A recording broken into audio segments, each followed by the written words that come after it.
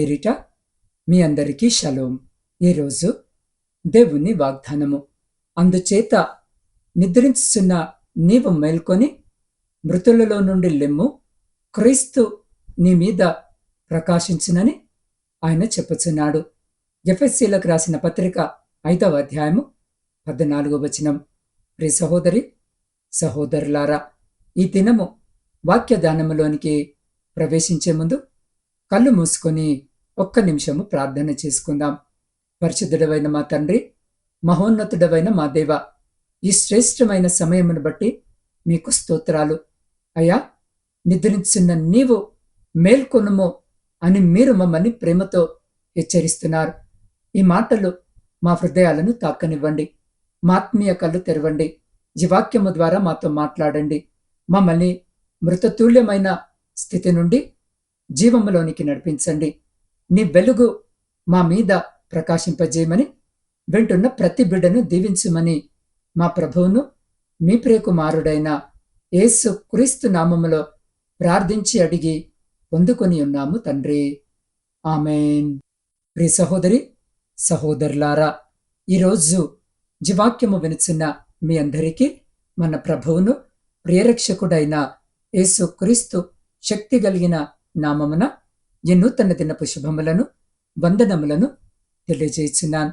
ప్రియులారా, ఈ లోకములో నిద్ర అనేది శరీరానికి అవసరము, కానీ ఆత్మీయ నిద్ర అనేది ప్రమాదకరము. చాలా మంది భక్తులు, విశ్వాసులు దేవుని మార్గములో ఉన్నామని అనుకుంటారు, కానీ లోకాశలు అనే నిద్రలో మునిగిపోయి ఉంటారు. పౌలు గారు కూడా ఇక్కడ ఎఫెసీ సంఘానికి రాస్తూ ఒక అద్భుతమైన పిలుపునిస్తున్నారు. నిద్రలో ఉన్న వ్యక్తి చుట్టూ ఏమి జరుగుతుందో తెలియదు. అలాగే పాపములో ఉన్న మనిషికి తన ఆత్మ ఎదుర్కొంటున్న ప్రమాదము తెలియదు. అందుకే దేవుడు ఈరోజు నీతో అంటున్నాడు, చాలు, ఇక నిద్రపోయింది చాలు, మేల్కో అని. అవును, ఎఫెసీలకు రాసిన పత్రిక 5:14లోని మేల్కొనుము, లెమ్ము, ప్రకాశించుము అనే 3 కీలక పదాల చుట్టూ ఉన్న లోతైన ఆత్మీయ మర్మాలను తెలుసుకుందాం. ప్రియులారా, మొదటి అంశము ఆత్మీయ నిద్ర. ఒక మత్తుమందు శరీరానికి నిద్ర విశ్రాంతినిస్తుంది, కానీ ఆత్మకు నిద్ర మత్తునిస్తుంది. నిద్రపోతున్న వ్యక్తికి తన చుట్టూ ఉన్న వాస్తవాలు తెలియవు. అతను కలల లోకములో ఉంటాడు. ప్రియులారా, లోకాశలు, ధన వ్యామోహము, పాపపు అలవాట్లు అనేవి ఒక మత్తు లాంటివి. అవి ఆత్మను ముద్దుబారుస్తాయి. నీ జీవితంలో ప్రార్థన తగ్గిన, వాక్యము చదవబుద్ధి కాకపోయినా, పాపము చేస్తున్నప్పుడు మనసాక్షి గద్దించకపోయినా నీవు ఆత్మీయముగా నిద్రపోతున్నావని అర్థము. అందుకే గుర్తుంచుకో, నిద్రలో ఉన్నప్పుడు తన శత్రువు దాడిని గమనించలేడు. అలాగే నీవాత్మీయ నిద్రలో ఉంటే సాతాను నీ ఆశీర్వాదాలను దొంగిలిస్తున్నా నీకు తెలియదు. ప్రియులారా, ఒక వ్యక్తి రైలు పట్టాల మీద గాఢ నిద్రలో ఉన్నాడనుకోండి. దూరం నుండి రైలు కూత పెడుతూ వేగంగా వస్తుంది. ఆ వ్యక్తికి ఆ కూత వినిపించడం లేదు. వచ్చే ప్రమాదము అసలు తెలియదు. ఎవరైనా పక్కన ఉన్నవాడు అతన్ని గట్టిగా ఊపి, లే, చావుని ముందర ఉంది, త్వరగా మేల్కో అని కేక వేస్తే అతనికి కోపము తెప్పించొచ్చు, కానీ అదే అతని ప్రాణాన్ని కాపాడుతుంది. అలాగే ప్రియులారా, పాపములో ఉన్న మనిషి ఆ పట్టాల మీద నిద్రించే వ్యక్తి లాంటివాడు. లోకపు సుఖాలు నిద్ర లాంటివి. తీర్పు అనే రైలు రాకముందే దేవుని వాక్యము నిన్ను మేలుకొల్పుతుంది. ఆ హెచ్చరిక వినడము నీ ఆత్మకు క్షేమకరము. ప్రియులారా, రెండో విషయము మృతులలో నుండి లెమ్ము అని ఉంది. చనిపోయినవాడు తనంతట తాను లేవలేడు. అతనికి ఒక బాహ్య శక్తి అవసరము. అలాగే పాపము వల్ల మన ఆత్మలు చనిపోయిన స్థితిలో ఉన్నాయి. అంటే దేవునితో సంబంధము తెగిపోయింది. కానీ దేవుని వాక్యము నీ చెంతకు వచ్చినప్పుడు అది కేవలము సమాచారము కాదు, అది ఒక శక్తి. ఎప్పుడైతే నువ్వు ప్రభువా నేను పాపిని, నన్ను లేవనెత్తు అని అంగీకరిస్తావో అప్పుడు క్రీస్తు పునరుత్థాన శక్తి నీలో ప్రవేశిస్తుంది. కాబట్టి నీవు బలహీనత నుండి లేవడానికి నీ బలము సరిపోదు, కాని ఆయన శిలువలో ఉన్న శక్తి నిన్ను మృతతుల్యమైన స్థితి నుండి జీవములోనికి నడిపిస్తుంది. ప్రియులారా, ఈ లోకములో మనము గమనించినట్టయితే యేసు క్రీస్తు లాజరు సమాధి దగ్గరికి వెళ్ళినప్పుడు లాజరు చనిపోయి 4 రోజులైంది. అతను ఏమి చేయలేని స్థితిలో ఉన్నాడు. కాని యేసు లాజరు బయటికి రా అని పిలవగానే మృతుడైన వాడు జీవము పొంది బయటకు వచ్చాడు. అలాగే మనము కూడా ఆత్మీయముగా చనిపోయిన స్థితిలో లేదా మృతులలో ఉన్నాము. మనంతట మనము లేవలేము, కాని దేవుని వాక్యము ఈరోజు మనల్ని పిలుస్తుంది. ఆ పిలుపుకు లోబడితే లాజరులాగే మనము కూడా కొత్త జీవముతో, కొత్త శక్తితో బయటకు రాగలము. మూడో విషయము, క్రీస్తు ప్రకాశము కేవలము వెలుగు కాదు, అది జీవము. అవును ప్రియులారా, క్రీస్తు నీ మీద ప్రకాశించును అన్న ఈ మాట వెనుక ఉన్న అర్థము చాలా గొప్పది. సూర్యుడు ఉదయించినప్పుడు కేవలము వెలుగు రాదు, భూమి మీద ఉన్న మొక్కలకు జీవము వస్తుంది. ప్రియులారా, ఆ విధముగానే క్రీస్తు నీ మీద ప్రకాశించడం అంటే కేవలము నీ సమస్యలు తీర్పోవడము కాదు, ఆయన స్వభావము నీలోనికి రావడము. వెలుగులో ఉన్న వ్యక్తి చీకటి పనులు అంటే అబద్ధము, అసూయ, ద్వేషము చేయలేడు. అలాగే ప్రియులారా, ఒక వస్తువు మీద వెలుగు పడితే అది కనిపిస్తుంది, కానీ ఒక వజ్రం మీద వెలుగు పడితే అది ప్రకాశిస్తుంది. నీవు క్రీస్తు వెలుగును పొందుకుంటే నీవు కూడా లోకానికి వెలుగుగా మారుతావు. నీ ప్రవర్తన, మాట తీరు మారిపోతాయి.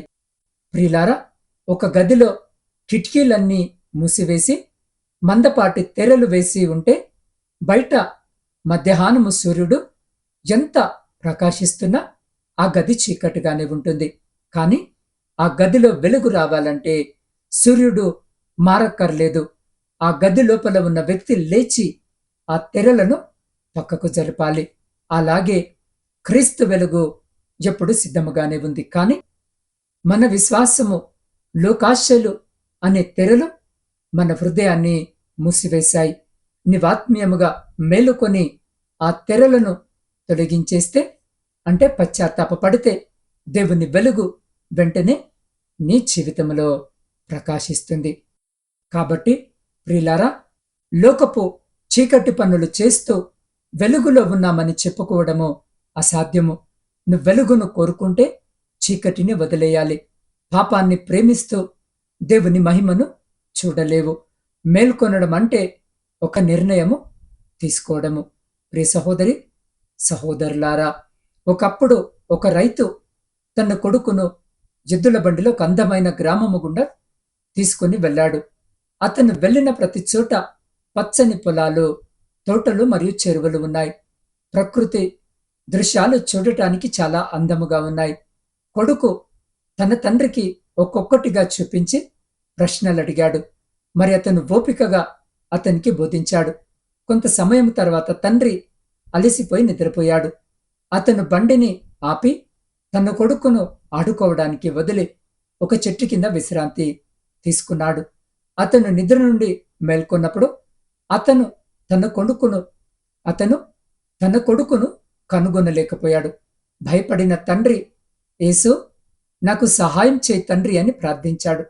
మరి అతను తన కొడుకు కోసము వెతుకుతూ ఉన్నప్పుడు అతను అక్కడ ఒక చెరువులో పడి ఉండటము చూశాడు.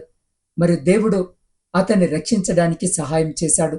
అదే విధముగా పరిశుద్ధ లేఖన భాగములో బుద్ధి కలిగిన స్త్రీలు మరియు బుద్ధి లేని స్త్రీలు అందరూ నిద్రపోతున్న 10 మంది స్త్రీలను గురించి మనము చదవగలం.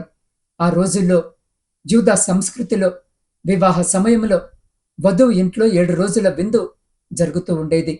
అది రాత్రి కాబట్టి వారి చేతుల్లో దీపాలు ఉంటాయి. వరుడి రాక శబ్దము విన్నప్పుడు వారు సిద్ధముగా ఉండాలి. అదే విధముగా వరుడు యేసు క్రీస్తు వచ్చినప్పుడు మనము కూడా ఆయనను కలవడానికి అప్రమత్తముగా ఉండాలి. వరుడు వచ్చినప్పుడు బుద్ధి కలిగిన స్త్రీలు తమ దీపాలలో నూనె పోసి సిద్ధముగా ఉండి వరుడితో వెళ్లారు. బుద్ధి లేని స్త్రీలు తమ వద్ద నూనె లేనందున వరుడిని కలుసుకోలేకపోయారు. తమ వద్ద నూనె లేనందున వరుడిని కలువలేకపోయారు. ప్రియ సహోదరి సహోదరులారా, పౌలు కూడా ఇలాగే సెలవిస్తున్నాడు. జాగ్రత్త, స్వబుద్ధితో ఉండండి. మీ శత్రువైన అపవాది గర్జించు సింహము వలె ఎవరిని మృంగుదన అని వెతుకుచు తిరుగుచున్నాడు అని పేతురుకు రాసిన మొదటి పత్రిక 5వ అధ్యాయము 8వ వచనములో చెప్పబడినట్లుగా అపవాదిని ఎదిరించాలంటే మనము జాగరూకతతో ప్రార్థనాపూర్వకముగా ఉండాలి. మన జాగరూకతతో ప్రార్థనాపూర్వకముగా ఉన్నప్పుడు మనం ఆత్మశక్తితో నింపబడిపోతాం. మనము ఆధ్యాత్మిక జీవితము మండే దీపములా, మన ఆధ్యాత్మిక జీవితము మండే దీపములా ఉంటుంది. లేకపోతే ఆత్మ యొక్క అభిషేక తైలము పోతుంది. వరుడిని కలువలేని దయానీయ స్థితిలో మనం ఉంటాము. కాబట్టి మనం ఎల్లప్పుడూ జాగరూకతతో సిద్ధముగా ఉండాలి. కాబట్టి ప్రియ సహోదరి సహోదరుడా, ఈ వాక్యము వింటున్న నీవు ఏ స్థితిలో ఉన్నావు? లోకము నిన్ను నిద్రపుచ్చుతుందా? అలవాట్లు నిన్ను బంధించాయా? నీ ప్రార్థనా జీవితము ఆగిపోయిందా? దేవుడు నిన్ను ఈ స్థితిలో చూడాలని కోరుకోవట్లేదు. ఆయన వెలుగు నీ మీద ప్రకాశించాలని ఆశిస్తున్నాడు. చీకటిలో ఉన్న నీ జీవితము వెలగాలంటే నువ్వు ఒక అడుగు ముందుకు వెయ్యాలి. ఒకవేళ ఈరోజు ఈ వాక్యము వినిచున్న నీవు, అవును ప్రభువా, నేను ఆత్మీయంగా నిద్రపోతున్నాను, నన్ను మేలుకొల్పు, నీ వెలుగు నాకు కావాలి అని అనుకుంటే ఈ క్షణమే నీ హృదయాన్ని దేవునికి అప్పగించు. ఈరోజే నువ్వు మేల్కొనాల్సిన సమయము. మృతతుల్యమైన అపాత జీవితాన్ని విడిచిపెట్టి క్రీస్తు వెలుగులోనికి రావడానికి నువ్వు సిద్ధమా? అయితే కళ్ళు మూసుకొని మనల్ని మనము తగ్గించుకొని, ప్రియ సహోదరి సహోదరుడా, ఇప్పటి వరకు ఆత్మీయ నిద్రలో నువ్వు ఉండి ఉన్నావేమో. ఈ క్షణము దేవుడు నిన్నే అడుగుతున్నాడు. నీ ఆత్మీయ నిద్రను వదిలి ఇదిగో మెలకువ కలిగి నా రాక కొరకు సిద్ధపడు అని దేవుడు నీ వైపు నా వైపు చూస్తూ సెలవిస్తున్నాడు. కాబట్టి ఈ సమయంలో ఈ వాక్యము వింటున్న మీరు ఉన్న స్థితిలోనే తలలు వంచి కళ్ళు మూసుకొని, వీలైతే మీ 2 చేతులు ఆకాశము వైపుకెత్తి లేదా మీ కుడి చేతిని మీ హృదయంపై పెట్టుకొని నాతో పాటు ప్రార్థనలో ఏకీభవించండి. పరిశుద్ధుడా, ప్రేమ నమ్మకము కలిగిన మా ప్రియ పరలోకపు పరమ తండ్రి, మీ సర్వశక్తివంతమైన నామాన్ని బట్టి స్తుతులు, స్తోత్రాలు, వందనాలు అయా. ఈ ప్రత్యేకమైన సమయమును బట్టి మీకు స్తోత్రాలు తండ్రి. నిద్రించిన నీవు మేల్కొనుము అని మీరిచ్చిన హెచ్చరికను మా హృదయాలలో భద్రపరచుకుంటాం అయా. మా ఆత్మీయ కళ్ళు తెరిచి మీ వెలుగులో నడవడానికి మాకు సహాయం చేయండి అయా. ఇక్కడ కూడి ఉన్న ప్రతి బిడ్డను, వారి కుటుంబాలను నీ వెలుగుతో నింపి లోకపు చీకటి కార్యాల నుండి వారిని దూరముగా ఉంచమని వేడుకుంటున్నాం. విద్యార్థుల కొరకు ప్రార్థిస్తున్నాం. ప్రాముఖ్యంగా తండ్రి, ప్రస్తుతం ఇంటర్మీడియట్ పరీక్షలు రాస్తున్న మరియు వ్రాయబోతున్న విద్యార్థులందరినీ మీ హస్తాలకు అప్పగిస్తున్నాను. ప్రభువా, వారికి కావలసిన జ్ఞానము, వివేకము దయచేయండి.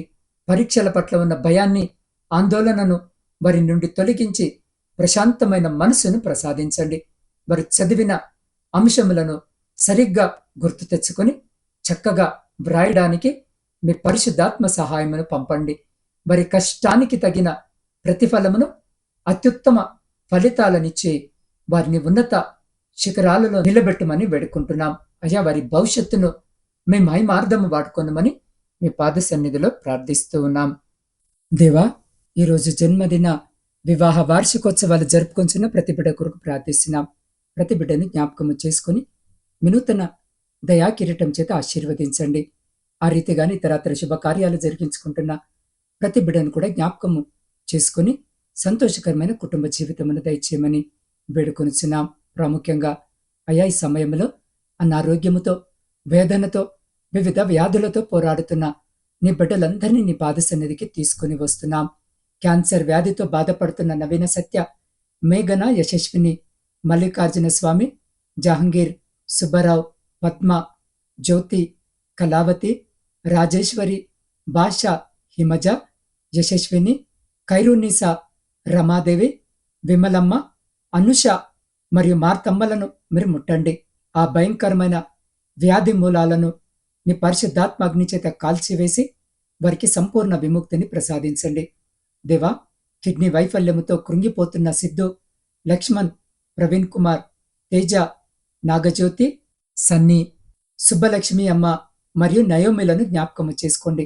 వారి అవయవాలు మరలా జీవము పొందునట్లు అద్భుతము చేయండి.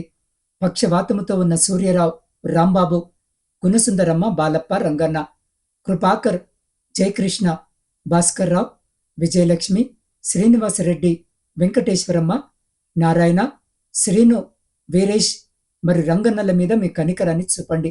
వారి శరీరాలకు చైతన్యాన్ని, బలమును అనుగ్రహించండి. గుండె సంబంధిత సమస్యలతో ఉన్న Pavan, Sugunavathi, Jayamma, Sushilamma, Sharon, Mary, Sebastian, Anandarao మరియు ప్రభావతులను మీరు తాకండి.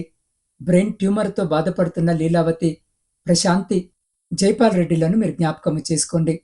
అయా, సోరియాసిస్ వ్యాధితో బాధపడుతూ ఉన్న వర్షిణిని మీరు విడిపించండి. రత్న, అనితలకున్న వ్యాధులను తొలగించండి. కోమాలో ఉన్న నానిని మీ శక్తితో లేపండి. దేవ, 10 ఏళ్లుగా ఒంటరితనముతో భయముతో ఉన్న సజిత్ను నీ ప్రేమతో ఆవరించండి. రొమటైడ్ ఆర్థరైటిస్తో ఉన్న కీర్తన, వెంకటేశ్వరమ్మ, నూకరత్నములను, హెచ్ఐవితో ఉన్న లక్ష్మి కుమారులను ఆదరించండి. మూర్ఛ వ్యాధితో బాధపడుతున్న మరొక సహోదరిని, అపవిత్రాత్మల పీడనతో ఉన్న అఖిలను నీ అధికారముతో విడిపించమని వేడుకొనుచున్నాం. దేవా, ప్రపంచంలో శాంతిని, సమాధానాన్ని కలిగించండి. విడిపోయిన విచ్ఛిన్నమైన ప్రతి కుటుంబాన్ని జ్ఞాపకము చేసుకోమని వేడుకొనుచున్నాం. నా ఆత్మీయ కుటుంబ సభ్యులందరినీ ఈ ఉదయకాలము మీ పాద సన్నిధిలో పెడుతూ ఉండగా ప్రతి బిడ్డను పేరు పేరున దీవించి ఆశీర్వదించి వారి ప్రతి న్యాయమైన కోరికను తీర్చి మీ ఆకాశపు వాక్యాలను విప్పి మీ సమృద్ధికరమైన దీవెన ఆశీర్వాదాల చేత బిడ్డలను దీవించి ఆశీర్వదించి తృప్తిపరిచి మీరే ఘనత, మహిమ, ప్రభావాలు పొందమని మా ప్రభువును మీ ప్రియకుమారుడైన యేసు క్రీస్తు శక్తి కలిగిన నామమున ప్రార్థించి స్తుతించి అడిగి పొందుకొని ఉన్నాము తండ్రి. ఆమెన్.